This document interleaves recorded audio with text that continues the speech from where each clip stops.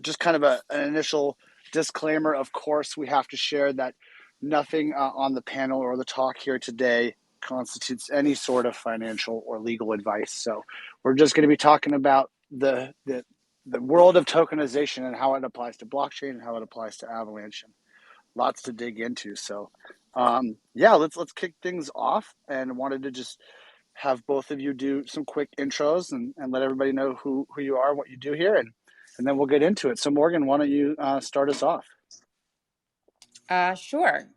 So I'm Morgan Krupetsky. I lead out institutional business development at Avalabs.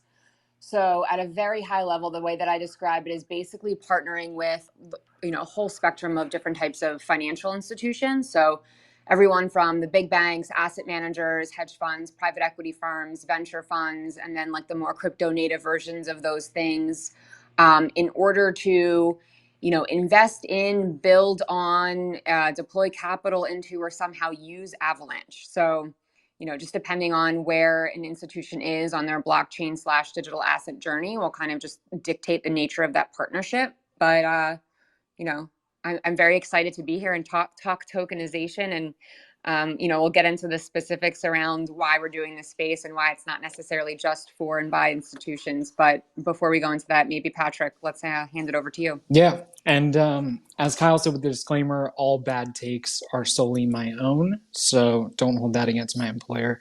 Oh, yeah, same here. Yeah. So, so I run communications and PR for Avalabs. I've been supporting the project for almost 3 years now. Have been working and representing companies trying to tokenize assets for the better part of 9 years. So hopefully I'm not the problem, but if I have been, then that's not great, but I'm sure Morgan will persist anyway. And before we get into everything else, I do want to say, sipping on some Great Jones whiskey felt right. It's a New York distillery, felt fitting given the connection to Wall Street. Also, it's the only bourbon I had left after the Eagles lost, and that raided my liquor cabinet. So, yeah, excited to explore this topic. Also, just going to hang out in a topic that is, as I said the other day, notoriously dry, but hopefully we can make it a little bit more relevant, given that it doesn't have to be necessarily. With some liquor, Patrick? Absolutely. Dry I was topic gonna made ask lubricated with alcohol. I was going to ask you if you followed up on that. I have a glass of wine, and Luigi would absolutely hate me for saying this, but I put some ice in my glass of wine. So apologies, Luigi. Yeah, Morgan. I'm sure he loves it. I'm Yeah, sure. Morgan, why don't you kick us off with because really this is a project really born out of your thinking about wanting to kind of bridge that gap between the audience of users who are on chain and we live our lives on chain, and then institutions who have been trying to get their arms around a strategy to make tokenization work for them. So really this idea of educating and narrowing that gap really came out of your head, and also Sochil, who's in the crowd here, has also played a key part in bringing this to this level. So if you want to give everybody a bit of an overview, that'd be great while I take a sip of this bourbon. Sure. So I think part of the motivation for even just like having a Twitter Spaces series is to really try to like make this concept of asset tokenization more like accessible and informal, frankly, and really kind of open up the discussion among us, among people that are currently on chain and those that are not, to really provide a forum to like frankly ask quote unquote dumb or silly questions. I think like the more those of us in the space that are working like directly in the space get into it, like the rabbit hole, if you look up, starts to look like a little dot. And even those that are in it just get so kind of sucked into their respective silos that they like take for granted the concepts and terms that they use. And so I just really wanted to kind of create a space for us to talk to each other, to talk to the community, and also bring in different projects, protocols, institutions that are kind of exploring this space, both from, an asset like issuer standpoint, as well as like potential investor standpoint, to really like, again, provide like a space for us to kind of explore these things at a high level, and then have the opportunity to go a little bit deeper, but in a way that's like not stuffy, in a way that keeps it simple, and that really like encourages, people to ask questions and go from there. So that was like the initial kind of thought behind wanting to create this, which is, obviously different than some of our other series like Powering Business with Blockchain. We haven't even gotten into like the title Money Moves yet, which we can, but at a high level, I think that's what I would say in terms of like the motivation for it. Yeah, and for the audience, it's essentially going to be my job to ask those dumb questions because, unlike Morgan, I don't have a career in Wall Street before this, just representing and bringing a lot of those stories to market. So for me, a lot of this is learning and hopefully playing like the avatar for the audience who might not. Again, we're not always privy to the rooms and those conversations, so I think it's important to try to kind of draw those things out. And yeah, I think really like one of the things that I've seen, and one of the things that initially, when Morgan proposed that this concept, it wasn't the thing I wanted to necessarily jump up for as like a What do you podcast, but mean, Patrick? as another thing to work on. But then I thought about it, and I was like, I've been working in this for almost 9 years with companies trying to do this. And I was like, why hasn't it? A question that comes up from press all the time about why hasn't this taken off? Why is tokenization stalled? I'm like, I realized that I've had a unique vantage point of often seeing where these gaps have been and where companies have perhaps fallen short, whether they were a client, RIP, or whether it was a client who did things right and it just has gone slower on the way. I think a lot of it just comes down to education and realizing like this is the key gap. This is why people haven't invested in it. This is why people haven't seen it as a legitimate opportunity. And I think that there's also this guilt that falls on the marketers and PR people of that early age, myself included, who were talking about how fast this would all happen. And I think setting the space up for underwhelming results. Back in 2015, when Santander put out a report that blockchain could save banks $20 billion a year by 2020, and obviously that hasn't come true. And I think that that's a lot of the battle that people like Morgan have had to fight in the last few years. So, in a way, I think it's penance for helping support some of the early projects in those days who have been trying to working on it earnestly, but perhaps overpromising.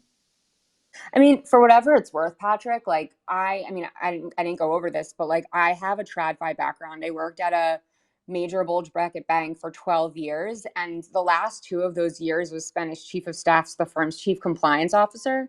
And despite that, I've learned so much in like the past X amount of months. So all that's to say is like even those coming from TradFi, it's such like a vast and like expansive space that every day I feel like I'm drinking from a fire hose that's like on fire. But it's just, it's a constant learning process. And I would just say, like, to encourage people that don't don't assume and don't take for granted that everyone's like on a level playing field in terms of understanding these different terms, laws, rules, and regulations, like all these things. Like, I would encourage people to kind of take a step back and really ask questions and continue learning.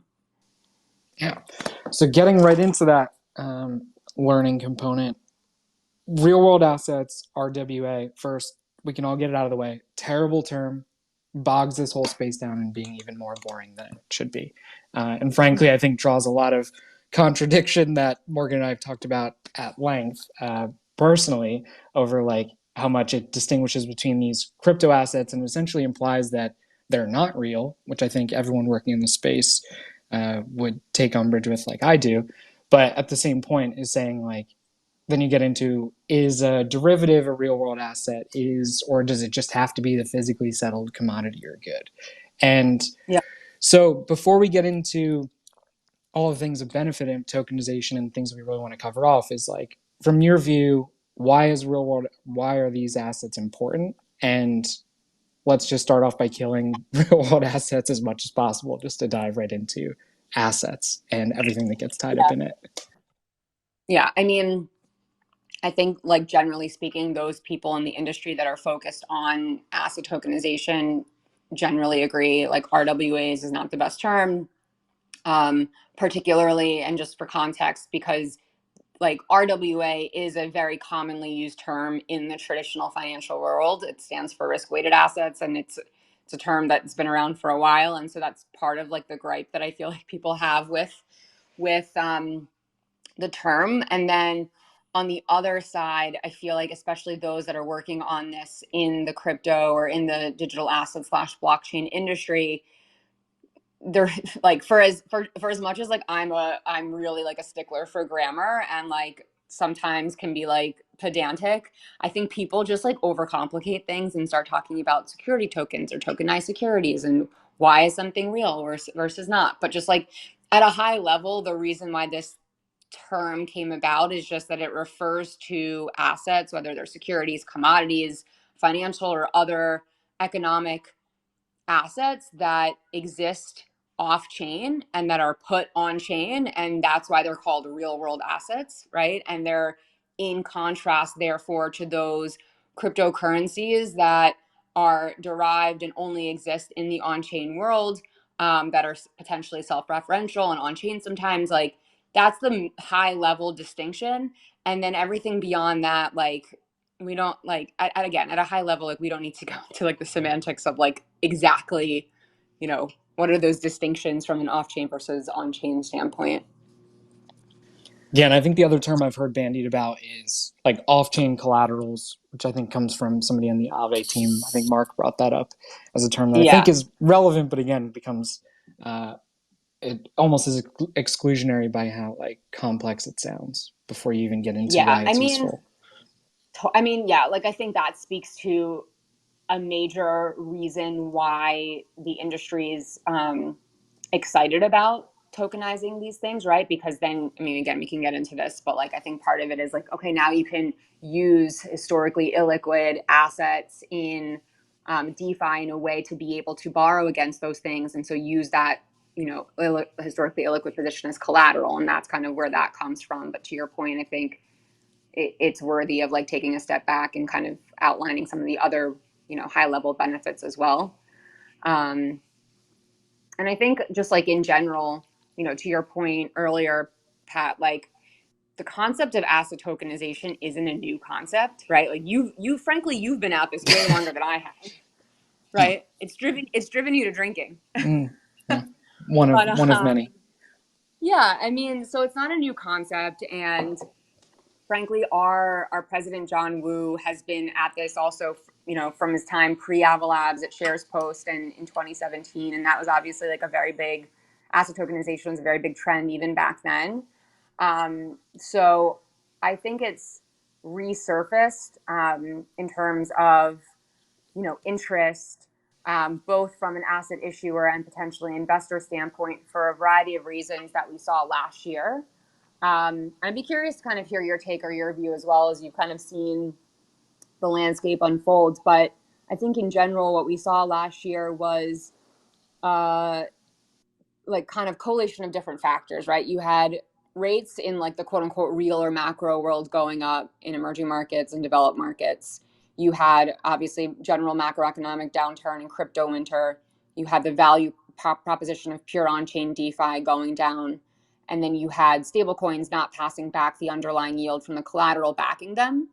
And you had major players like a KKR actually doing stuff, to use the technical term, in the space, right? As opposed to just like talking about it and you know, writing research reports about the possibilities. Mm-hmm. And so I think all of these things like together really put a sense of urgency among different types of asset issuers and investors to really kind of step up their efforts in exploring like the benefits of tokenization, the benefits of using blockchain for asset issuance, trading, DeFi, so on and so forth, in a way that kind of really jump started things and interest in the space writ large. Mm-hmm. Yeah, and I think the big difference from like the 2014, 15, 16 days when I think a lot of the interest and you get a clearer interest than most within an organization has a PR rep on the outside of what they actually care about, especially clients in those days, was like you get the sense a lot of it was we need to have a strategy to capture some of the marketing clout of this technology. And that's why a lot of the Yeah. battles were fought over branding. DLT, not blockchain. It's blockchain, not crypto. It was like when they felt like we had moved crypto as pirate money, when they felt like we moved far enough away from that, then blockchain came back. It's like the branding battle. And I think what's interesting and like what I've seen most recently is that as opposed to those years where it felt like institutions needed the blockchain angle to make, for their own good, I think again, that marketing good and differentiation, like fintech strategy was the big thing. I remember that Santander report I talked about earlier. It was like titled FinTech 2.0 or something like that, which feels arcane compared to now. But I think what we're Yeah. seeing right now is like on-chain DeFi is realizing that we can take a lot of good value out of those assets and by bringing them on chain and not being so inwardly associated on risk by having collaterals that aren't necessarily tied to other crypto. It's like the first time, Yeah. every time there's a market downturn or a crash, right? First thing people will start, I'll see it surfacing every time. Why is TVL, like total value locked? Like, why is that plummeting across chains? It's like pretty simple, right? It's like the token prices are going down and one token price will drag the others down, which drags the others down. Like there has to be this buoy on the other side that can keep things relatively stable, even though no financial asset is risk neutral or risk averse. Like no matter what it is, you're always taking some risk. But we have to diversify the risk pool on chain to actually provision services at scale. And I think that's the realization that's come in the last, say, 6 months to 12 months, really since Terra in the middle of last summer. I think that's when people have realized that we need to inject new assets into the space that aren't necessarily just so heavily correlated as crypto to crypto assets. And like we've seen the Yeah.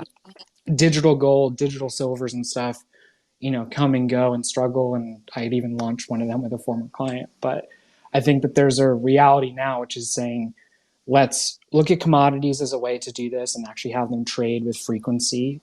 And then also, though, like, let's not stop there. And the only way that really makes sense and is value additive is if the issuers are at the table. If you can create the two-sided market between high quality issuer and then buyers who actually will benefit from it. And I think the protocols on chain have woken up to the value. And I think now it's people like yourself who are bringing the issuers there. So, like, a fair way to characterize it from what you see. Yeah, I think that's right. I mean, just one thing that you said in terms of like it was funny that you kind of described like the evolution of the marketing of these terms, and I think just from the other side of the kind of coin, I think it's part of it is also a way to make these concepts more palatable for TradFi, Mm-hmm. right? Because they want to say like, oh, it's not crypto, it's tokenized assets, it's blockchain, it's like ways that people try to make it accessible and palatable to bring different types of potentially non-crypto natives into the space, and it's like that's the way by which we do it. And even to your point when you mentioned like using DeFi rails to power financial services transactions, like that's kind of the latest iteration. Like institutional DeFi is a way to to flip the, I don't want to say flip the narrative because it's not just a narrative. It's actually like think to a degree what's happening, but like different ways to frame things in a way that makes it more accessible for or understandable for people, particularly in TradFi, kind of entering the space. Um, and then the other thing that I would just kind of react to in terms of what you just said about tokenizing different types of assets, like I think at some point, you know, asset tokenization will just take us to like the next iteration of financial services, right? Like finance 3.0, to the point where more and more assets will be tokenized as a means by which just to settle trades faster and more, let in a less error prone way and promote atomic settlements and fund disbursements and margin settlement and all of these things that putting things on chain kind of enables.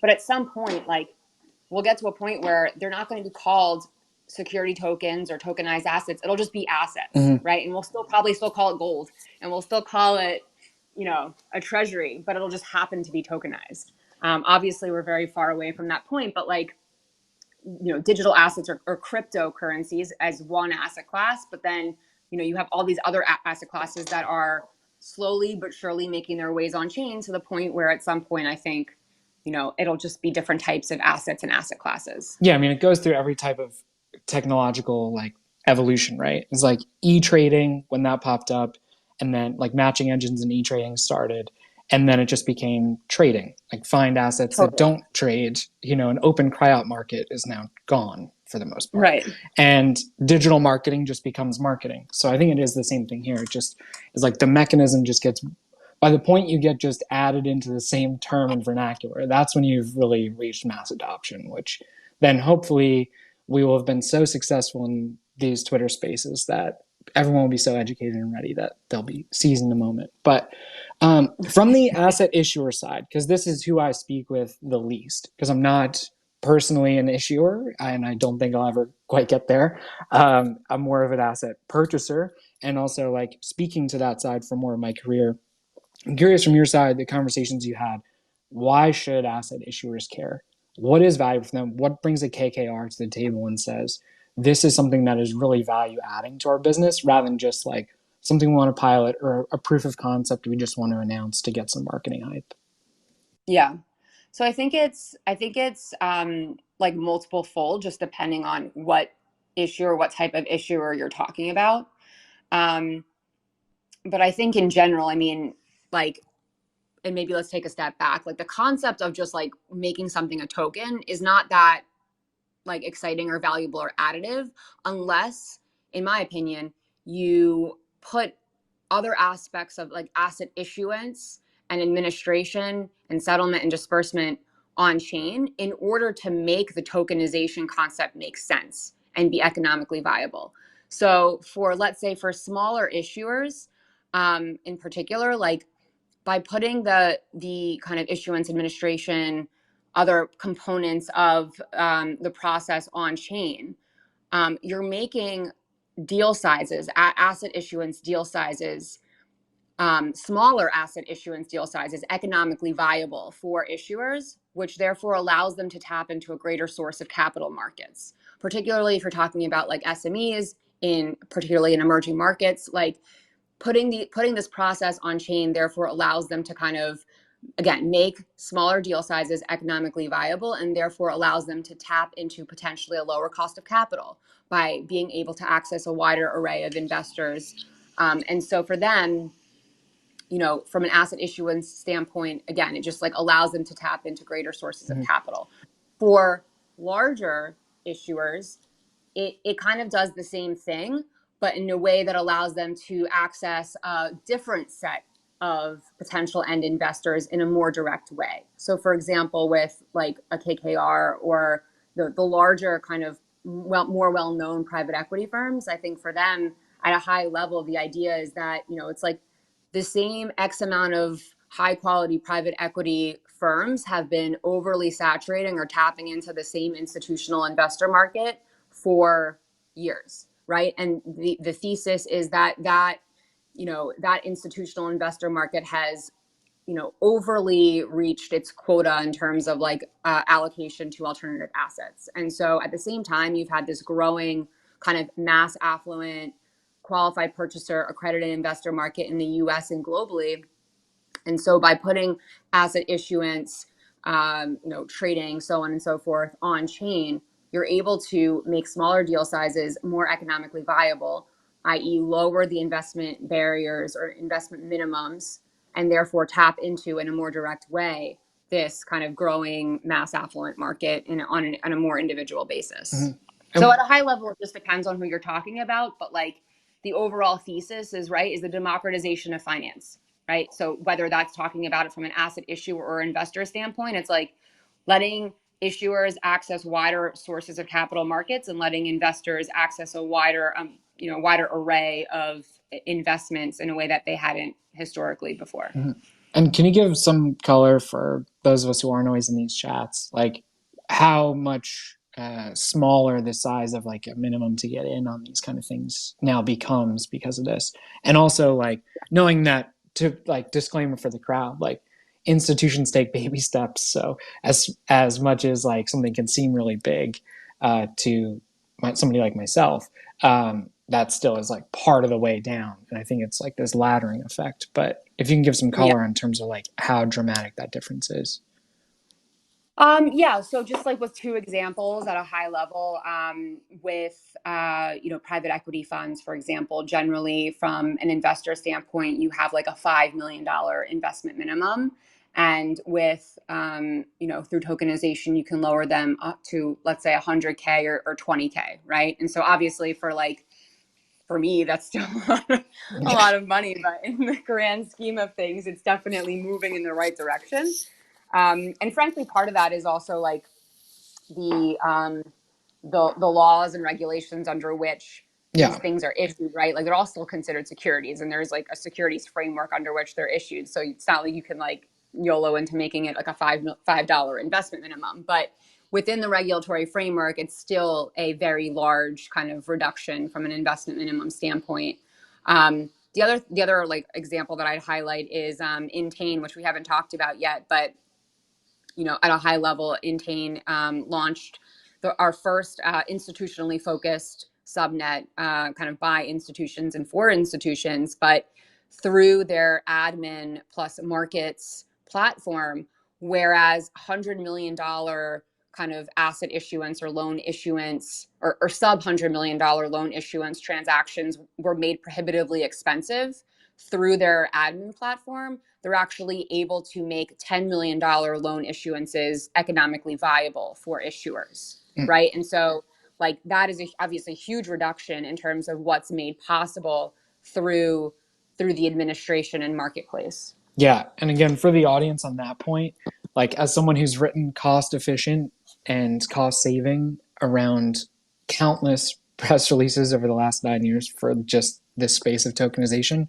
one thing Morgan and I have talked about a lot is like we need to really push everyone in this industry, everyone claiming to tokenize assets, everybody claiming to be part of this vision of bringing real world assets, off chain collaterals on chain, to really quantify what that means. Because, like, if you are inside a bank like Morgan was, or if you're speaking even to the PR rep at a bank who say they want to announce and work with you on a big initiative, but are nervous about brand risk, is like the space needs real stats about this. And that is kind of a chicken or the egg problem, as much as that cliche is tired in the space. But there is a bit of that, like, you have to show the cost savings, but to show the cost savings, you need to be able to estimate them first. And I think that's a big thing that we want to focus in on future episodes. It's like how you actually quantify this value, because there's plenty of anecdotes that come out, but I'm like, without that, it's like you really want to bring things on chain. You really want to move from that moment of tokenized assets to just assets, like the e-trading to trading. We have to quantify this stuff. Otherwise, like, we're still the niche like tech projects on the periphery, as opposed to guiding the discussion and steering it like we want to. I think that's where a big hurdle over the past, like, again, half decade has been just that promise and those a few research reports, but not really drilling down into how much of an impact will this actually have, and then how do we relay that to either new revenue sources for institutions, but also how does that also level out to users seeing a benefit? And then I think that's the answer that to a question that has yet to been sufficiently answered in the past decade. Patrick, this is like a huge kind of focus area Yeah. for, frankly, for us, but also for me and our team. Like when we talk to different projects, frankly, whether it's institutions or like individual projects tokenizing different types of assets, like in general, as an observation, particularly the more kind of crypto native projects, right? Like their whole thing is there's not a shortage of assets in the world to tokenize. Like everyone wants to tokenize Yeah. everything, like from private equity to my apartment building and everything in between. And they're all, I think, of the mindset. And again, this is like very big generalization, but it's like, we'll tokenize it. And obviously, people want to buy it. Yeah. Where's the Like, market? Where's the totally. tangible market for it? And yeah, and I mean, like, I think in general it depends on, right, who your end buyer or user is, right? Yeah. Is it like an individual? Is it a web 2 or traditional institution, or is it a crypto native institution, right? So like depending on who you're targeting will kind of dictate the value proposition. But generally speaking, when I talk to projects or issuers, it's like the question is, are you offering something, an asset that someone can't access more easily elsewhere? Yeah. Like, is this a new and novel asset class or thing that like they can't access more easily elsewhere? Yep. Or is it something that they can, but you can offer more cheaply or more quickly? Or is it a much higher yield than they can access in more traditional means? Yeah. And if the answer is no to all of those things, like I'm not so sure that there's like a value prop in what you're proposing. And to the extent the answer is yes, to the extent you, well, not that you can, but you should, like, quantify what your process and what you're offering, offers from a time savings or a cost efficiency or whatever standpoint versus the traditional means. Like that in my mind is like gold. Mm-hmm. That is the thing that like we should be pushing the numbers. And frankly, they don't have to be like exact, but like so many times I read like efficiencies, cost savings, but like what does that mean? You know what I mean? Yeah, it's words kind of bandied about, again, that have no, backing behind them. And I think that that's where this like pit of disillusionments come from. That the Santander report I referenced at the beginning, saving banks 20 billion by 2020, that report is 7 years old. And I think that that just tagline, which I know everyone in the space used a lot because they had to, it was the only research at the time. Getting Santander to write about blockchain was a big get at the moment, but the technology was nowhere near where it is now. The teams, both inside the institutions and on the outside, were nowhere near as equipped for it as they are now. Like, I think there's so much said about how institutions have fallen behind and not really caught up, but I know for a fact the muscles have been built within institutions to move very quickly on asset tokenization in a way that they were not ready in, say, 2016 for certain, 18, 19, any of the previous years here. It's like they've built that muscle, and I think that's also what we've seen from a lot of enterprises over the last year. But I think that's a lot of fodder for our upcoming chats on this too. With that, I do think we want to open it up. If there's any questions, again, the ideal thing for a lot of questions we want to have in the mix, we're not going to get into token price or any specific deals here and there. But really, I hope everybody feels comfortable using this as a forum to ask those like questions that feel too simple in your own head. But when it comes to institutional finance, this stuff is intentionally super complex, which is one of the things that first drove me crazy about this industry and then made me realize I can have a career in this because I like solving some of these puzzles and unwinding some of this bullshit, shall we say. So if anybody wants The to other thing jump I up. would ask, if anyone wants to also suggest, like I think just going forward, we'd love our aim is to bring on different projects, protocols, institutions to talk about kind of their respective asset tokenization initiatives across different asset classes. So if anyone has like a burning desire to see any of those, like feel free to either ask or throw out a suggestion in this forum as well. Yeah, so if anybody does have a question, just hit the mic button on the left and we'll call you up. So yeah, just feel free to come up. But I guess while we wait a second, I had an interesting question. I know sometimes people will list out tokenization of different assets.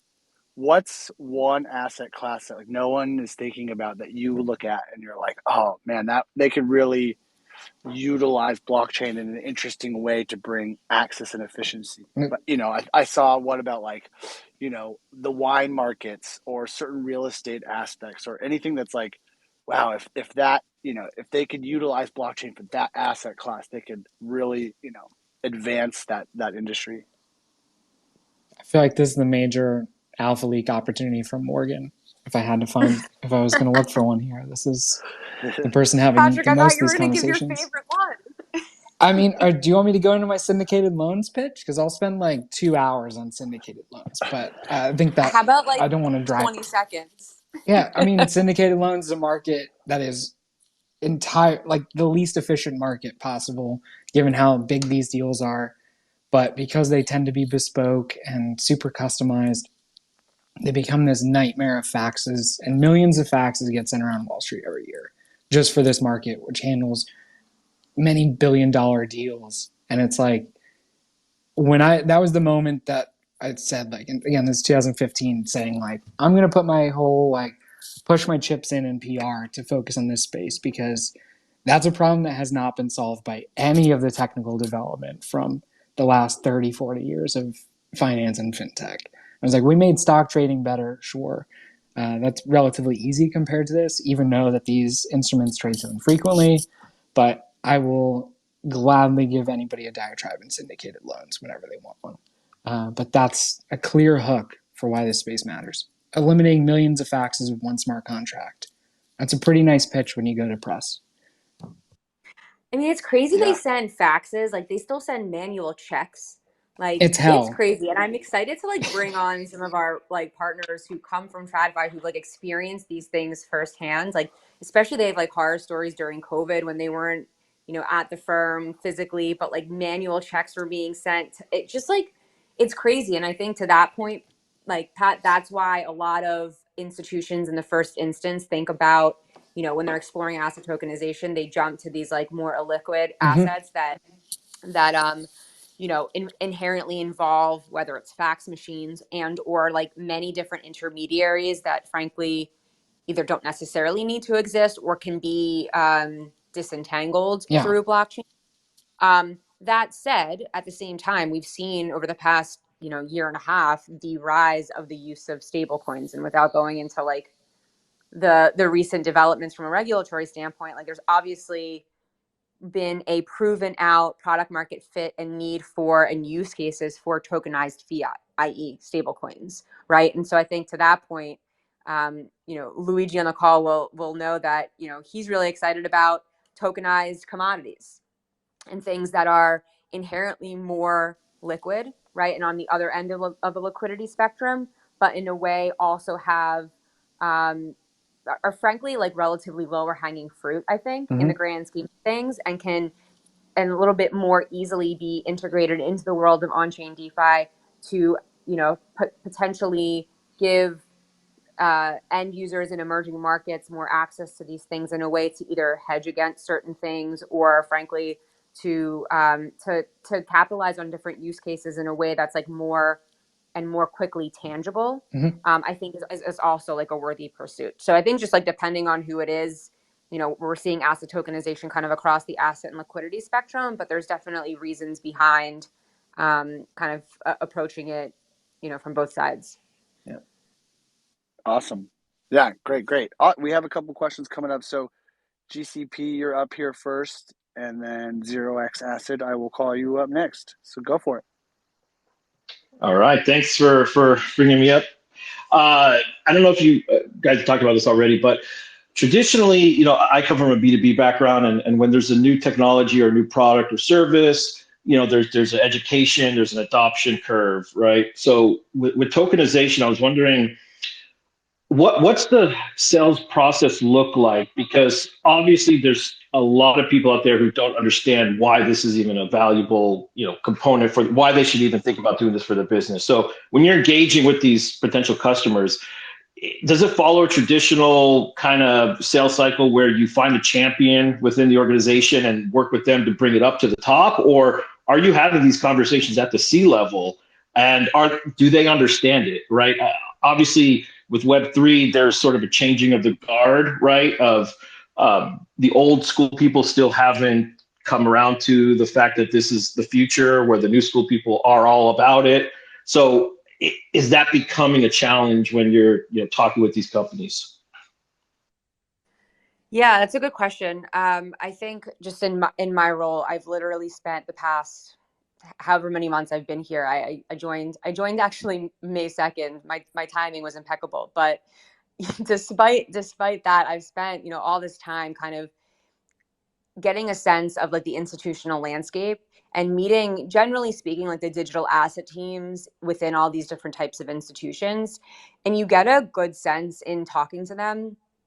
Um, you know, how they're looking at the space. Are they prioritizing it? What are they prioritizing? Are they dedicating resources to it? And then after kind of getting that sense, you kind of hone in on or focus those that are really, relatively progressive in the space. Like even within the major groupings, within banks, asset managers, like private equity funds, there's like a spectrum of how they're thinking about it, right? Some like very, very vocally or specifically are not, and others are really leaning in. So it's really kind of identifying those, figuring out who those are.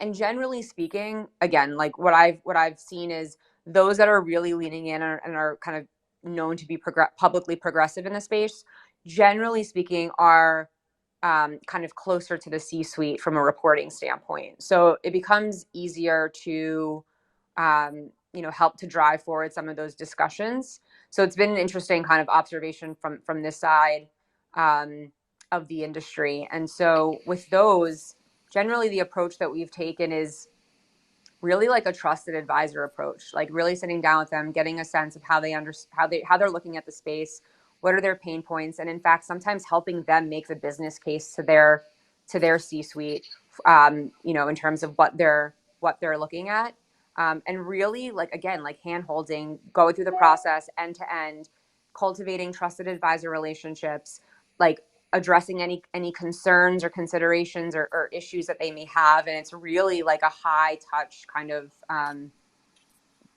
process, I'd say. Yeah, and I think from my side is like PR in this space, as much as it can feel like this, again, amorphous blob, as I used that term earlier, to like get your arms around, because you can spend your entire day in any various segment of going like a mile wide or an inch deep, is like when it comes to my function and what I think is especially important, and why, again, to my earlier answer of like feeling kind of like this space is some penance for doing education in the early days, is like I think the job is to help institutions understand at a very early basis of their interactions with a project or just the ecosystem that this isn't the crypto ecosystem of 2016, 17, that so much has changed since they've probably had a complete turnover, a complete new generation of associate VPs who have come in and decided they want to be the blockchain person in their firm. That it's a completely different market that they're engaging with. And that's the talent market that is here.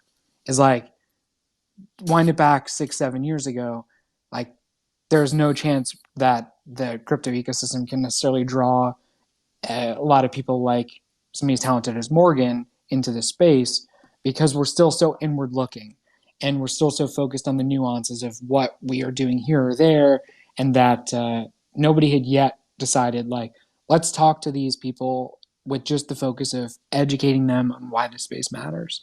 And I think from the PR perspective, is that's my primary job, is really an educator, as much as that can feel counterintuitive or that I'm always focused on pushing one specific narrative or win. I think that there's a reality to, if we educate right, and then you're also happen to be representing a company who has the right technology to deliver on it, it naturally leads to wins for you and your team and your community.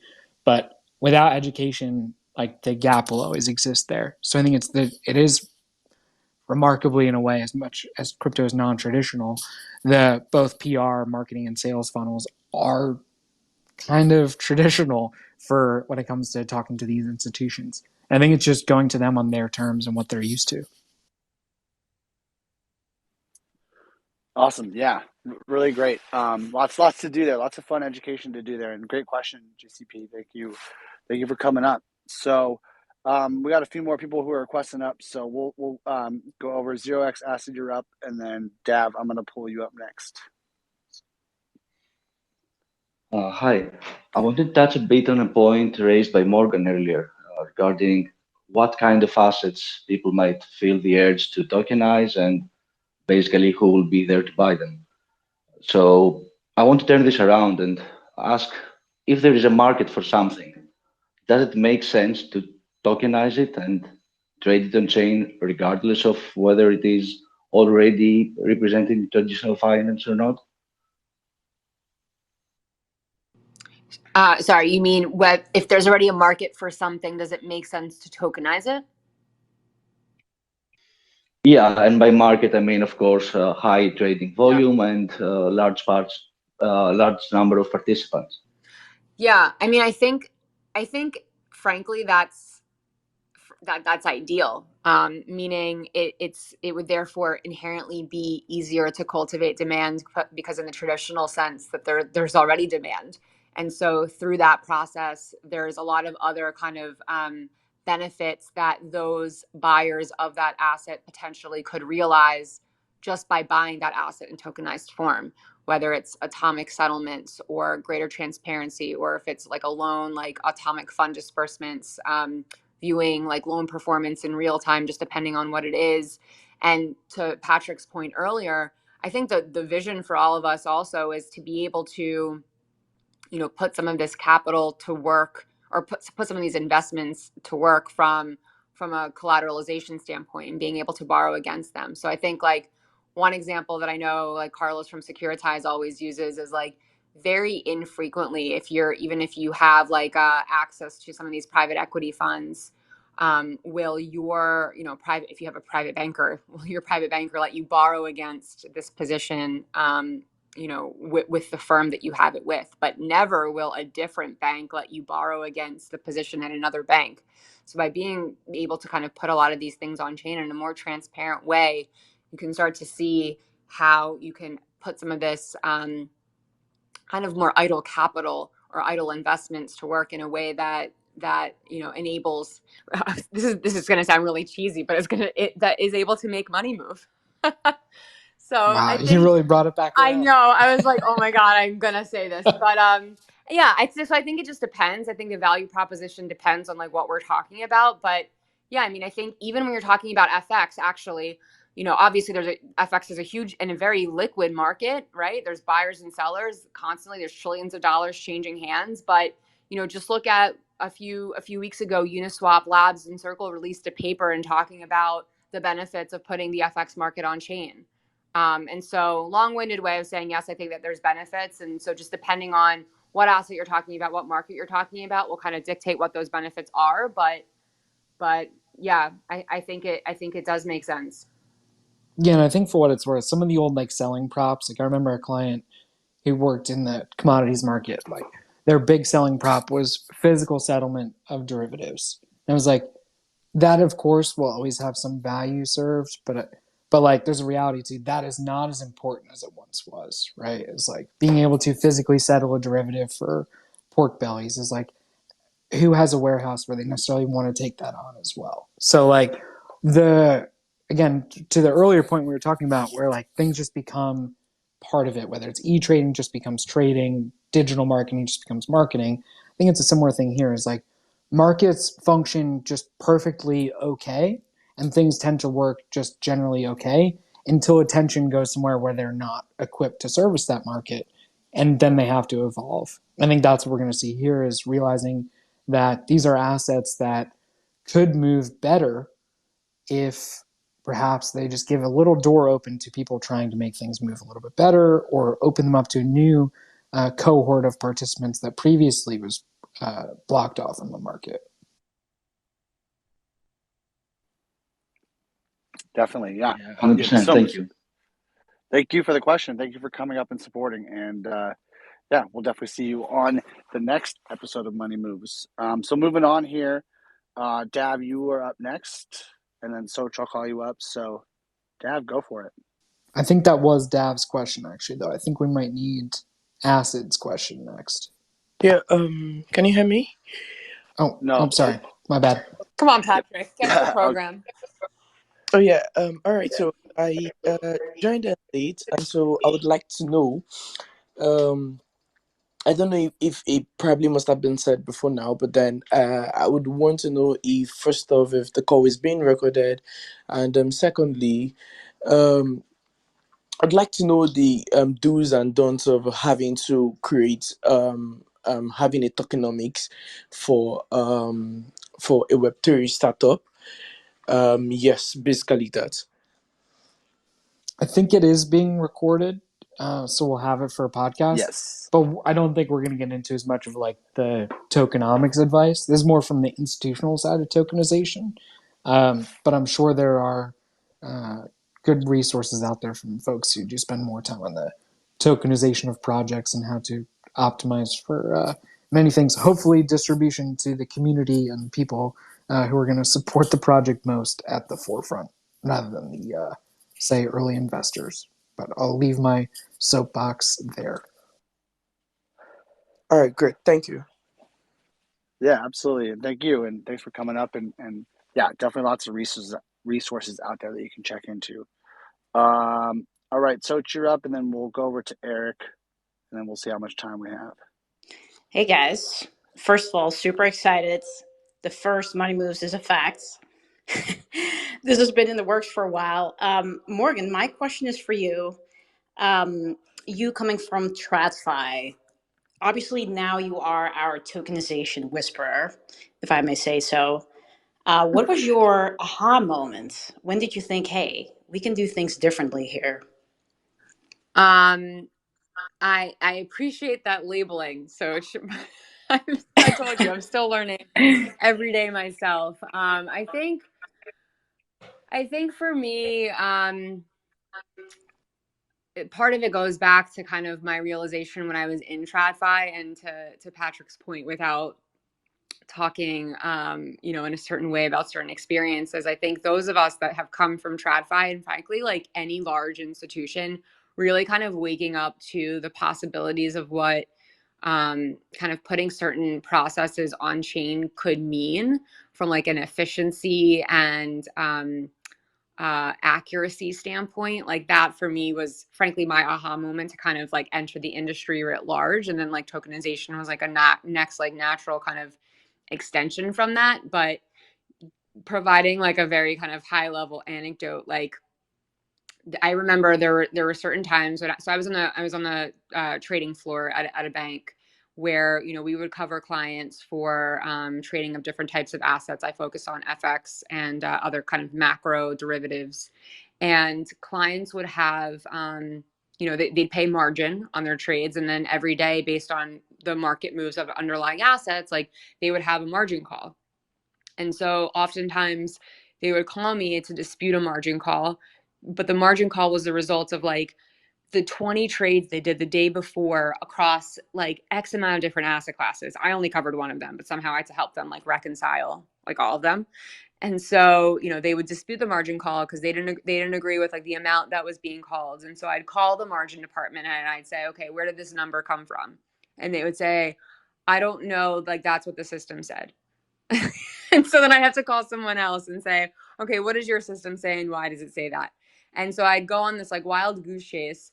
And again, like I don't think this is necessarily like unique to my experience. Like I think that this is frankly the experience that a lot of banks and a lot of corporations that just have disparate systems, disparate processes, siloed ways of working. And to the extent that like people could you could think about taking a step back and putting some of these end-to-end processes on a chain where you have all these disparate players kind of on this shared platform. Like that to me was my aha moment, that like it doesn't have to be this way, right? It can be so much better and more efficient and quicker and more accurate. And that to me was like the thing that kind of led me at a high level to the industry. And then again, like tokenization, I think is just like a natural extension of that, in that it uses a lot of these blockchain DeFi rails to really power, again, a lot of the democratization of finance and access to finance that that we always talk about in the context of asset tokenization. Yeah, and if I could add one interested party to that conversation, it might be any back office who handled Dole shares from like mid 2010s, when there were more shares of Dole trading on the market than there were shares issued by the company. And there's a fun, again, probably an episode we'll have in the future just on that case would be enough, because there's truly something outstanding about the stock market deciding that nobody knows how many Dole shares there are, but let's just let it grip and rip and start trading them around. Yeah, there's plenty of court documentation on that one. It's a fascinating case study on why market structure has not worked for keeping things aligned, and that there needs to be an alternative to how things were if we are to have coherent and transparent markets. Patrick, I can't wait till we have like all these different guests on. Frankly, we work with so many different partners across so many different industries who are working on the same kind of asset tokenization concepts. And I'm sure like there's so many fascinating stories that I think we'll hear kind of throughout the Yeah, series. I want the absolute like pain stories just to show like that can draw you in, is the pain of being like, this is now the third time I'm dealing with a dispute over the beneficial entity for something. It's like that doesn't have to be a thing. But I will shut up so Eric can jump up here and ask a question too. Thanks, Soch. Great question, and thanks for all the work putting this together. So we're running up close to time. So Eric, you got the last question. Oh, hey, thanks for adding me, guys. Yeah, if you guys ever do this kind of a TradFi shenanigans show, please invite me. I'd love to share war stories about Yes. crazy Eric, I things love we've that. seen We should call in it TradFi. TradFi Shenanigans Show. Let's definitely do that. Yeah, so like I just wanted to make a more about comments because I'm kind of the boomer in the room, I think. So I've been in TradFi capital markets for over 20 years now, and so we're building on Avalanche now, a new kind of automated market maker, and kind of like I would say uh, when we talk about things like OX Asset asks a great question about if there's already a market, do we even need to tokenize? And I think absolutely yes. Anybody who's been involved in operations in any kind of TradFi institution, there's obvious operational efficiencies you get from tokenizing versus what's going on today. Like even stock settlement is a mess.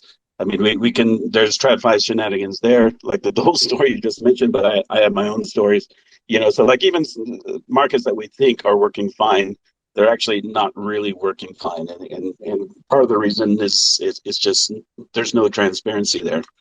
So yeah, I think like FX markets is a very good example of something that could be done.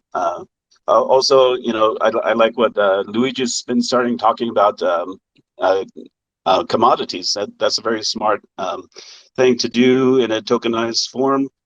Something that I've been kind of looking at, and we actually have proof of concept, is like tokenized stocks.